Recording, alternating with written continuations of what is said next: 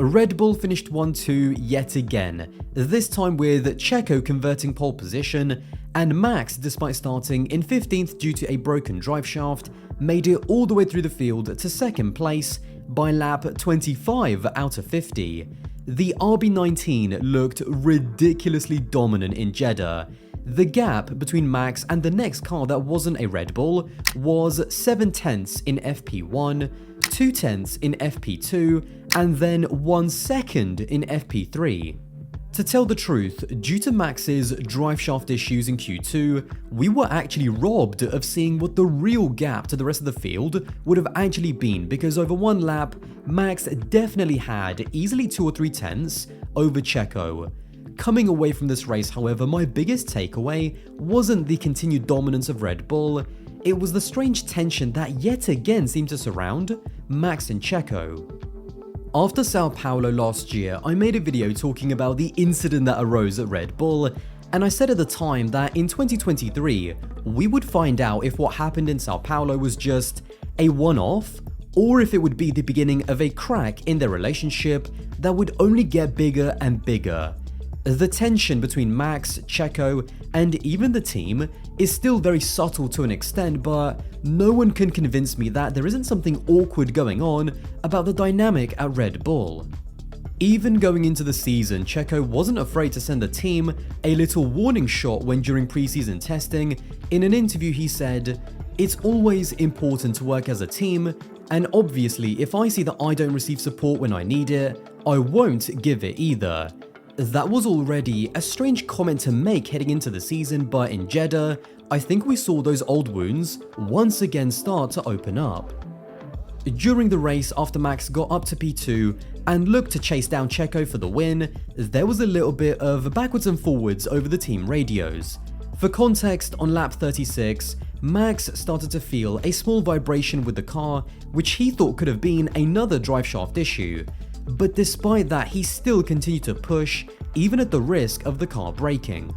Once the gap between Max and Checo kind of stabilized, and then especially with a potential reliability issue on the cards, the team went into a let's just get to the end kind of mode and told both of them pretty consistently over the radio to manage the pace and do a conservative lap time of a 1 minute 33.0. And now, for Max, I wasn't able to find the full audio from his team radio, but thanks to racefans.net, we do have a full transcript from both Max and Checo, which I will link below.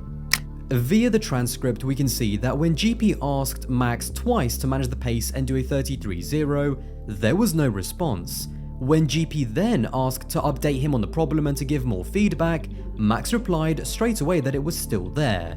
Then GP used that same opportunity to ask again for a 33.0, which Max wasn't doing, and then GP even asked Max to confirm and reply back when again asking for a 33.0 before asking twice once more, for now the 7th time with no response.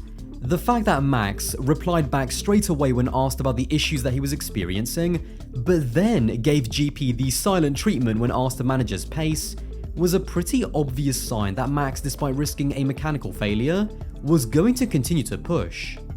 Checo out front, same as Max, was told to keep doing 33.0s because that's what he thought Max was doing as well. When Max started to ignore the team and push all of a sudden, Checo became frustrated that whilst he was managing, Max was pushing. In the end, when I think that the team realized that Max wasn't going to slow down, they just decided to let both of their drivers push all the way to the end, which with a 1-2 in the bag around a dangerous street track like Jeddah is a pretty big risk. Okay, target lap time 33.0, Max targeting the same. Okay, target 32.6 plus 0.4. Is Max doing the same? Max's last lap 32.6. I mean, so why you tell me 33.0? We are pushing without a reason, guys. But have to do. Guys, we don't really need this. 8 laps to go. Let's go. Let's go to 33.0. So we're pushing now. You're free to push. Free to push. Now, fundamentally, I don't think anyone is in the wrong here. Max is not a double world champion because he lets his teammates cruise to the finish when he's clearly faster. But what I take away is the lack of trust, lack of communication, and also in Checo, the paranoia. When he was told to speed up all of a sudden after managing for most of the stint, his first instinct wasn't necessarily to ask why, but to straight away get verbal confirmation that his teammate is doing the same. It seems like now he can't just take the team's word, he needs to know exactly what Max is doing because I don't think he trusts the team to be able to control Max. That of course then led to the fastest lap shenanigans. When Max asked GP what the fastest time was, initially there was a bit of pushback with GP saying that they weren't really concerned with it at the moment, but after Max made it pretty clear that he was going to go after it, with a little bit of hesitation, GP did give Max the time to beat. After the race, and carrying on from my points about the lack of trust and the paranoia, there was a bit of disagreement during the post-race press conference, with Max saying, "With a few laps to go, I asked what the fastest lap was. I think we were first of all free to race, and of course we had a target lap time to the end. But there's a point on the line, so especially if it's just between the two cars, I think it's quite normal that you ask for what the fastest lap is." Checo replied by saying, "I asked 2 laps from the end what they were telling us. They told me to keep a certain pace, and they told me I had the fastest lap. So I thought that communication was the same to Max. It's something we need to review because I got certainly different information." When talking about Max, Checo's and the team's relationship so far, I've purposely tried to avoid using words like toxicity because I don't think it's reached anywhere near that point yet. This is not Senna Prost, this is not Vettel Webber, and this is definitely not Hamilton Rosberg. But I do think that tension is a fair word to use. Even after the race in the cooldown room when Checo found out that Max did take the fastest lap, just that entire exchange was just weird. It's as if Max and Checo almost didn't even want to look each other in the eye. I can't put my finger on it, but it's like walking into a room with 2 people that have literally just had an argument before you got there.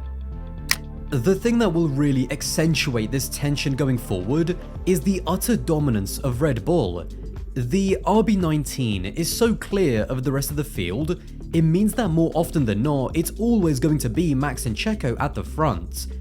When you have another team involved in a championship fight, or even just another team involved in trying to fight for a race win, which to be honest we don't even have that in 2023, the attention is more spread out so that it isn't so much on just always trying to outdo your teammate, it's more so about scoring more points as a collective to beat the other team.